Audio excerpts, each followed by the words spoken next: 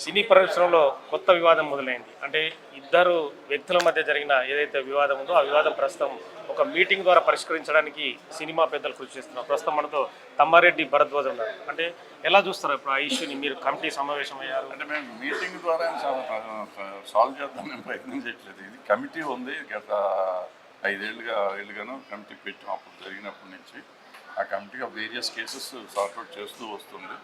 ఇప్పుడు ఈ కేసు మనకు వచ్చింది కాబట్టి ఈ కేసులో మాకున్న 25 మందిలో మా 5-6 దీనికి ఈ కేసు వరకు చూస్తున్నాం.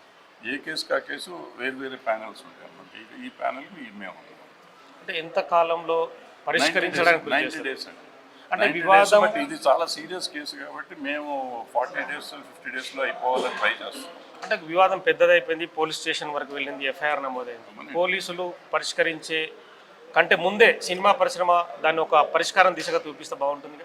చేయాలని ప్రయత్నం చేస్తాం కదా, చేయకుండా వాళ్ళతో మాకు పోటీ లేదు. పోలీస్ డిపార్ట్మెంట్తో మనం పోటీ పడాలని రూల్ అయితే లేదు. వాళ్ళు పోలీస్కి వెళ్ళారు కరెక్టే, వాళ్ళు చేసేది వాళ్ళు చేస్తారు, మనం చేసేది మనం చేసేది. పోలీస్ కొన్ని చేయగలదు, మనం కొన్ని చేయగలం. మనం చేసింది పోలీస్ చేయలేదు, పోలీస్ చేసింది మనం చేయలేదు కదా. సో వాట్ ఎవర్ మనం ఏం చేస్తాం అది చేస్తాం. ఐ థింక్ పోలీస్ కూడా వాళ్ళు చేసింది వాళ్ళు చేస్తారు. యాక్చువల్ మీకున్న కంప్లైంట్ ఏంటి? సేమ్ కంప్లైంట్, మీకు అంతా తెలిసిందే, కొత్త కంప్లైంట్ ఏంటి? కొంతమంది వ్యక్తులు అంటే హావభావాలు కావచ్చు, వాళ్ళు చెప్పే మాటల పరిస్థితిని కావచ్చు, అంటే మీకు ఏమనిపిస్తుంది మామూలుగా మీ కమిటీకి చెప్పిన పరిస్థితులలో? అప్పుడే ఒకసారి మొత్తం ఇప్పుడు 2 స్టేట్మెంట్లు తీసుకున్నాము, సాక్ష్యాలు తీసుకుంటున్నామని ట్రై చేస్తున్నాము. ప్రాబ్లీ ఒక 1 week 10 days లోపల అది కూడా అయిపోతుంది.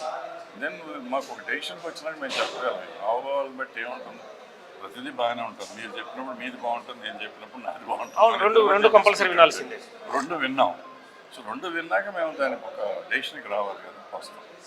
అంటే కేరళలో హేమా కమిటీ లాంటి కమిటీ నిర్ణయించారు. తెలుగు సినీ పరిశ్రమలో అలాంటి కమిటీ ఒకటి పెట్టి పరిష్కారం దిశగా ఎందుకు ముందుకెళ్ళలేకపోతుంది? హేమా కమిటీ జస్టిస్ అండి, జస్టిస్ హేమా కమిటీ అది జడ్జిని పెట్టారు వాళ్ళు. గవర్నమెంట్ పెట్టలేదు. అక్కడ గవర్నమెంట్ కన్నా మీరు రికమెండేషన్ చేయడం కానీ ఉంది సార్ కమిటీ. ఇక్కడ లాస్ట్ టైం ఒక కమిటీని వేసాము.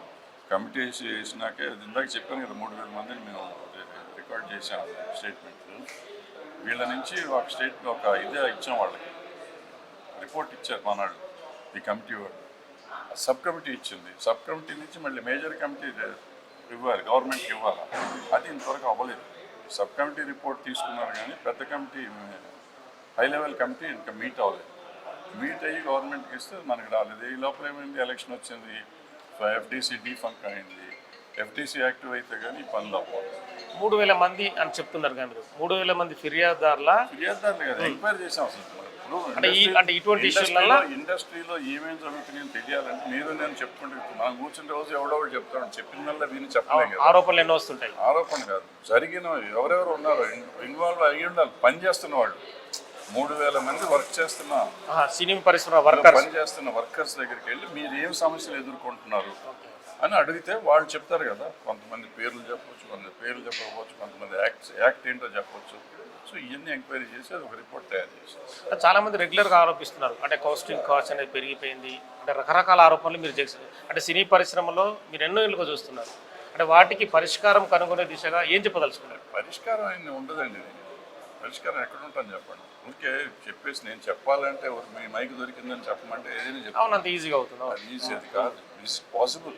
ఇప్పుడు మీరు ఒకటి, నేను ఒకటి, ఈయన ఒకటి, ఏదో ఉంటుంది. మీ ఆఫీస్లో ఏం జరిగిందో నాకు తెలియదు, నా ఆఫీస్లో ఏం జరిగిందో మీకు తెలియదు. అన్లెస్ అవతల వాళ్ళు వచ్చి కంప్లైంట్ చేస్తారు. కొంతమంది పర్పెచువల్గా ఉంటారు, కంపల్సరీ చేస్తూ ఉంటారు. 1, 2, 3, 4, 5 సార్లు చేసినారు. వాళ్ళ వరకు మనకు తెలుస్తుంది.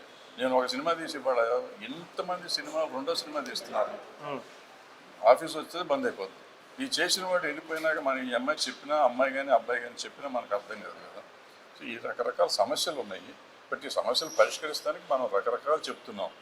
ఎంతమంది అందరికీ తెలిసినట్టు చేస్తున్నాం తెలియాలి కదా. తెలిసిందా తెలియదని మనం చేయగలుగుతాం.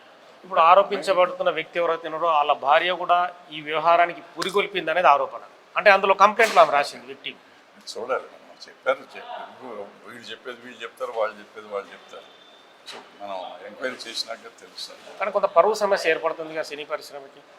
అంటే మీడియాలో పెద్ద ఎత్తున సార్ రోజు జరుగుతూనే ఉంటాయి, ఏదో ఒకటి జరుగుతుంది. మనకు అంత పరువు ఉందనుకుంటే ఉంటుందా?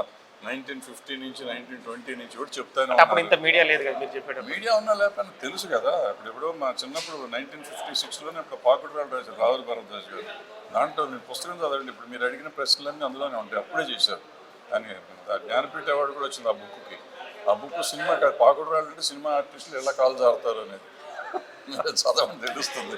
మీరు అడిగిన ప్రశ్నలన్నిటి సమాధానం ఉంటాయి అందులో. ఏం జరుగుతుందో కూడా రాశారు దాంట్లో. సో ఇప్పుడు పోలీసులు ఒక చర్య తీసుకొని ముందుకు వెళ్ళిన తర్వాత సినిమా పరిశ్రమ అంటే మీ ఒకవేళ మీ దగ్గర నుంచి కూడా ఏమైనా స్టేట్మెంట్ రికార్డ్ చేయాలనుకుంటే వెళ్ళే పరిస్థితి ఉందా? ఖచ్చితంగా 100% పోలీస్ సపోర్ట్ చేయాలి, హెల్ప్ చేయాలి కదా. మన డ్యూటీ మనం చేయాలి కదా. ఇది చాలా రోజుల నుంచే నలుగుతుంది ఇష్యూ అనేది మీ దగ్గర ఉందనే తెలిసింది. కానీ నిన్న ఎక్స్పోజ్ కావడానికి కారణం ఏంటి? లేదండి, మాకు తెలియదండి. మా దగ్గరకు వచ్చింది 15 days అయింది కదా, 2 weeks అయింది. అంటే మీరు పోలీసులకు దగ్గరికి వెళ్లకుండా ఎవరైతే ఆ విక్టిమ్ని ఆపకుండా చేసే పరిస్థితి ఏం లేకుండా? సార్ ఇప్పుడు మీకు అన్యాయం జరిగింది, మిమ్మల్ని ఆపి నేను చేస్తే మీకు నేను మళ్ళీ ద్రోహం చేసినట్టే కదా. మీకు ఉన్న మార్గాలు ఎన్ని మార్గాలు ఉంటే అన్ని మార్గాలు మీరు ట్రై చేసుకోవాలి కదా. మీకు అన్యాయం జరిగింది, నిజం అబద్ధం కూడా తెలుసుకుంటానికి పోలీసులు తెలుసుకుంటారు, మనం తెలుసుకుంటాం. తెలుసుకుని న్యాయం ఎవరిది కాదంటే ఎవరు చేస్తారు. ఇద్దరు చేయొచ్చు కూడా. ఒకళ్ళకొకళ్ళు ఇంటర్ కనెక్ట్ చేస్తే ఇంకా ఈజీగా ఉంటుంది. ఇప్పుడు ఏదైతే ఈ ఇష్యూస్ ఆరోపించబడుతున్నాయో అంటే ఇద్దరు వ్యక్తుల మధ్య జరిగిన వ్యవహారం కాబట్టి బయటికి రావడానికి కూడా కొంత ఇష్యూస్ ఉంటాయి. అంటే మీకు అనిపిస్తుంది వ్యక్తిగతంగానే మీ కమిటీ తరఫున కానీ? చూడాలి, కలెక్ట్గా ఒకసారి మళ్ళీ కూర్చొని మొత్తం అన్ని చూస్తే కానీ చెప్పలేము. మిగిలిన వాళ్ళతో మాట్లాడాలి, ఇంకా పూర్తిగా లేదు. మొదట్లోనే ఉన్నాయి కదా, ఇద్దరు స్టేట్మెంట్ అయినాయి. మిగిలిన వాళ్ళ there are so many names, అన్నింటినీ ఒకసారి మళ్ళీ. మీ కమిటీ వాళ్ళు ఉన్నారు కదా, కమిటీ వాళ్ళు అంటే మీ మధ్య జరిగిన సంభాషణ ఏంటి? అంటే వ్యక్తి మీరు చెప్తున్న వివరాలు కావచ్చు, ఎవరైతే ఆరోపించబడిన వ్యక్తి చెప్తాం ఒకసారి అయిపోయినాక చెప్తాం, అన్నీ చెప్తాం. చెప్పకుండా ఉండడానికి రహస్యం పెట్టాల్సిన అవసరం ఏం లేదు కదా. కమ్అట్ విత్ ఎవ్రీథింగ్. ఈ కేసు వరకు కమ్అట్ విత్ ఎవ్రీథింగ్. మిగిలిన కేసులు మేము చెప్పాం, కానీ ఈ కేసు మొత్తం అయిపోయినాక అన్ని వివరంగా చెప్తాం. Thank you.